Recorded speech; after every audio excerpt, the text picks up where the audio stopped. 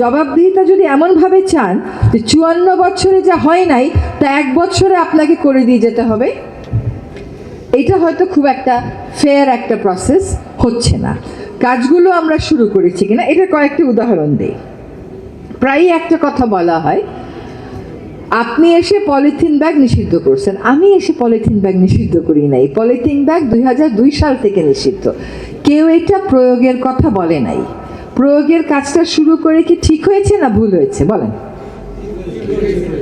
এখন আমাকে যদি বলেন যে আপা কাঁচা বাজারগুলোতে তো এখনো পলিথিন চলছে, আমি যদি আপনাকে বলি সুপার শপিং মলে তো পলিথিনটা বন্ধ হয়েছে, সেটাও দিয়ে শুরু করেন।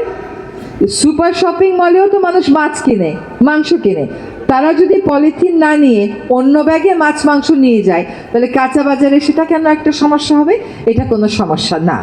কিন্তু কথা হচ্ছে, আপনি কি এবার হাত তুলবেন? বাজারে যাওয়ার সময় বাসার থেকে পাটের ব্যাগটা নিয়ে যান কয়জনে? হাত তোলেন দেখি। দেখেন কয়জন মানুষ আছেন আর কয়জন হাত তোলেন। নেন না তো, নেন না। পাটের ব্যাগ কেন পাবেন না? আপনার বাসায় গত মাসে ৫ কেজি চাল কিনেন নাই একটা প্যাকেটে? সে ব্যাগটা কি করছেন? ফেলে দিছেন? এটা তো ঠিক কথা হলো না যে নাই। আপনার বাসায় পুরনো কাপড় নাই? ফেলে দেন না সেগুলো দিয়ে নিজে একটা ব্যাগ বানিয়ে নেওয়া যায় না? সামাজিক দায়বদ্ধতার জায়গা থেকে আপনি কথা বলবেন না, খালি আমাকে মুখোমুখি করবেন দায়বদ্ধতার। এইটা কি দেশ পরিবর্তনের লক্ষণ হলো? এটা তো দেশ পরিবর্তনের লক্ষণ হলো না। একটা সরকার সব ফিক্স করে দিতে পারে? একটা সরকার বলতে পারে। এবার আরেকটা কথা বলি, এই যে পলিথিন, এটাকে কেন্দ্র করে তো একটা অর্থনীতি গড়ে উঠেছে, তাই না? পলিথিন শপিং ব্যাগ যখন আমরা বিরুদ্ধে অভিযানে গেলাম, তখন আমাদের যিনি ডিরেক্টর, তাকে মেরে তার নাক ভেঙে দেয়া হলো। এই চকবাজারের ঘটনা। সেইখানে সকল পরিবেশবাদীর একটা অবস্থান নেওয়া উচিত ছিল, সকলে নেন নাই।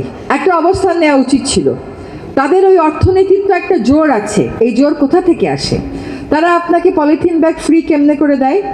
তাদের দোকান, তারা যখন বলে যে আমার শ্রমিক বেকার হয়ে যাবে, তো শ্রমিকের তো বেতন দেয়, যন্ত্রটা তো আনে।